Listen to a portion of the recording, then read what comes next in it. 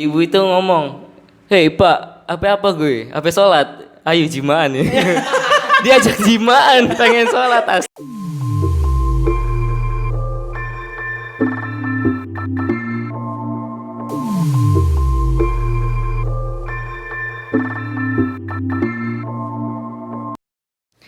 Assalamualaikum warahmatullahi wabarakatuh. Kembali lagi Inas di sini, dan di samping-samping saya itu yang pertama ada Kang Santri ya, seperti biasanya kembali lagi gitu ya kan. Dalam kali ini ya nanti sudah kita tahu namanya siapa ya Kang?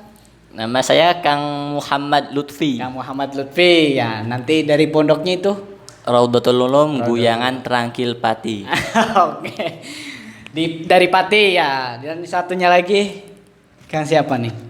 Nama saya Muhammad Sukri Mubarok dari Pondok Pesantren Al Anwar, Sarang Rembang. Sarang Rembang. Ya, Kang Lutfi dari Pati, yang satunya Kang Sukri dari Al Anwar. Oke, nanti kalau nanti dikasih Instagramnya di bawah ya. Iya. Jangan lupa katanya di follow ini. Kang Santri ya. Oke, dalam video kali ini kita akan membahas tentang masa adaptasi mungkin ya Kang Lutfi ya. Masa adaptasi pertama kali Kang di sini tuh menginjakkan kakinya di penjara suci kayaknya. Di penjara suci mungkin kan dari logat atau dari perilaku yang di rumah dengan yang di pondok kan berbeda. Ya Kang Lutfi, seperti itu. Dimulai dari Kang siapa? Kang Sukri? Apa Kang Lutfi ini? Oke. Dari Kang Sukri dulu. Ya. Dari Pondok Al Anwar. Adaptasi pertama kali untuk Kang Sukri itu pondok itu gimana? Ya, kalau buat saya sendiri itu ya lumayan mudah lah. Karena di sana sendiri kan saya domisili Cirebon. Cirebon. Nah, di sana juga ya nggak sedikit juga orang Cirebon. Jadi orang Cirebon banyak ya. Jadi ya enak lah. Terus juga di situ per komplek itu dipisah tuh kayak dipisah gitu. Oh, jadi ada perkelompokan gitu ya. Kelompok. Tapi ya bukan sekomplek itulah. Jadi selingkungan aja. Satu lingkungan gitu. Walaupun sekomplek cuma selingkungan itu orang Cirebon. Orang kebanyakan. Cirebon semua. Ya jadi nggak begitu menarik gitu ya. Maksudnya nggak asing bahasanya kan ya. Dari bahasa sih emang nggak asing lah. Tapi kan ada lah logat-logatnya. Coba bisa dicontohin gitu logatnya gimana? Kalau untuk orang Sarang gitu. Ya paling kayak nanya apa tempat atau apa gitu. Ya di situ sih emang susah sih ya. Saya gaulnya sama orang Cirebon lagi, jadi ya kiri-kirikan bae. Susah. Kiri-kirikan bang. Jadi di Al Anwar Sarang juga sama kiri-kirikan gitu ya. Namanya orang Cirebon gitu. Karena sapaan orang Cirebon itu ciri khasnya pakainya kirik gitu. Ya mohon di sensor.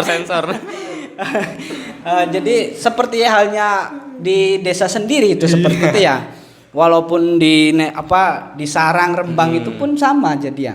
Iya, karena ya orang-orangnya orang Cirebon tuh ngumpulnya tuh. Jadi gitulah.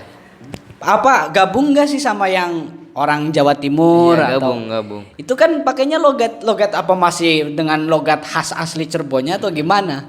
Enggak lah. Dari kita sendiri dari orang Cirebon pasti ngikutin logat sana. Piye kabare kayak gitu. Piye. Pakainya kan Jawa halus gitu ya. Jawa halus, dan agak kesulitan nggak sih kalau ngomong kayak gitu, meskipun kita pun Jawa sebenarnya itu kan, tapi logatnya kan berbeda. Iya. Untuk pertama kali ke situ emang saya rada bingung ya. Karena emang susah itu bahasanya. Susah untuk dimengerti, apalagi pas Mbah Maimun almarhum Al-Fatihah. Ya. Tuh beliau ya kalau berceramah gitu mau itu kan pakai bahasa halus banget ya. Jadi ya gitu ya. Rada susah gitu. Nyernanya tuh, tapi ya sedikit-sedikit pasti paham lah. Iya, karena kan kita ngafsain juga kan pakainya bahasa Jawa gitu ya. Kalau bahasa tentaranya itu kan radio bolo apa itu. Itu kan tentara, itu bahasa tentara, jadi kayak khozin seperti itu ya. Dan untuk Kang Lutfi, apakah Coba. gimana Kang Lutfi? Untuk pertama kali Anda itu menginjakkan kaki di pondok dengan bahasa yang tadinya itu kasar, agak-agak kasar, di Cirebon kan kasar itu. Ampun. Kok ampun, gimana itu biasa ampun? Adaptasi yang sulit. Sulit ya? Karena apa sih? Perbedaan logat kan biasanya di sini K itu tidak dimatikan. K, iya. Iya. Kalau di sana dimatikan. Jadi gimana ini? Iya, dibilang ngapak gitu. Iya, ngapak. Tapi kan halus enggak sih? Iya. Pakainya Iya, kan ada halus, ada yang kasar. Ada halus yang kasar. Kalau yang halus itu gimana? Contohin coba. Waduh. Halus yang kasar. Yang halus dulu, jangan yang kasar dulu. Kalau kasar ini kayaknya Jawa Timur sama ini. Iya. Ya mengkonon ikulah. Nah, jadi pakai bahasa halus gitu ya. Cuma kan ya namanya juga anak santri pastilah mengenal dari segi logatnya. Itu biasanya kebanyakan logatnya emang mengikutin arah ke sana kan ya. Iya, arah ke sana. Jadi Jawanya itu piye kabare gitu ya kan. Apa lapo ning kono. menawi enten apa keluhan-keluhan. Ya seperti itulah ya. Saya juga di pondok saya juga awalnya di Cirebon ya, domisili Cirebon. Ya nggak beda jauh sih, maksudnya perbedaannya cuma kalau di sana di pondok saya itu ya nggak begitu ngapak sih sebenarnya. Kalau ke bawah ngapak itu ke anak-anak orang-orang Tegal itu. Kalau orang Tegal itu kebanyakan ngapak ya, pastinya ngapak. Dan kalau di Kang Lutfi itu ngapak ya? Iya. Untuk apa bahasanya itu? Iya, dibilang ngapak juga sih. Ngapak ya. Untuk bahasa kasar itu apa biasanya? Yang saya belum diketahui tuh pas pertama kali situ kakek aneh apa itu? Ngomong kasar. Apaan itu? Kakek aneh. Kakek aneh. Itu dalam artian apa itu kakek? Dalam arti di situ kasar, ngomong kasar. Jadi diibaratkan ngomong apa itu? Ya. Kalau diartikan ke dalam bahasa Indonesia itu apaan tuh? Ya kayak kasar ngomong asu. Oh, jadi emosi. Jadi ketika santri itu apa seorang tersebut mengeluarkan emosi dengan bahasa, ya kakek aneh. Kakek aneh picek monon. Bahasa Inggris kayaknya fuck you. Kalau bahasa Inggris itu fuck you gitu ya. Oh, kakek aneh itu kasar itu ya? Iya, kasar. Kalau yang lainnya itu apa itu? Ya ada picek gue lapun ngono. Matamu. Padahal matamu kan mata. Oh, iya, sebenarnya sih cuma karena kebawa dengan logat gitu ya, juga kebiasaan orang-orang daerah sono dengan bahasa. Ya sebenarnya kalau di daerah masing-masing juga banyak bahasa-bahasa yang kasar gitu ya. Cuman kan kita dari perubahan dari logat ke bahasa kan mungkin cukup sulit gitu ya, dari untuk membiasakannya itu butuh waktu. Dan berapa lama Anda sudah mulai terbiasa gitu? Ya kurang lebih 1 bulan. 1 bulan itu sudah mulai mengikuti ya alurnya gitu ya. Udah lancar, jadi Alhamdulillah. Udah biasa ngomong kasar gitu. Ya tapi sampai sekarang juga masih dibilang ngapak. Ngapaknya ya, emang di situ ngapaknya mungkin. Kebanyakan dari Pekalong. Dari Pekalongan. Sama seperti itu bahasanya juga ya. Jawa Tengah sih ya.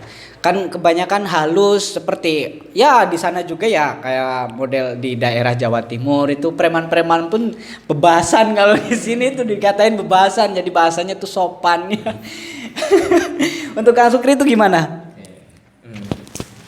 Kalau di situ sendiri emang ya menurut saya untuk bahasa sehari-harinya itu termasuk ya kasar lah. Kasar. Karena di situ emang akulturasi dari suku Madura. Banyak emang banyak orang Maduranya gitu ya. Gitu. Dan itu gimana itu? Kadang kan kalau dari di masing-masing pondok itu ada orang yang ngumpul kayak Sunda semua gitu kan ya. Kalau Madura semua.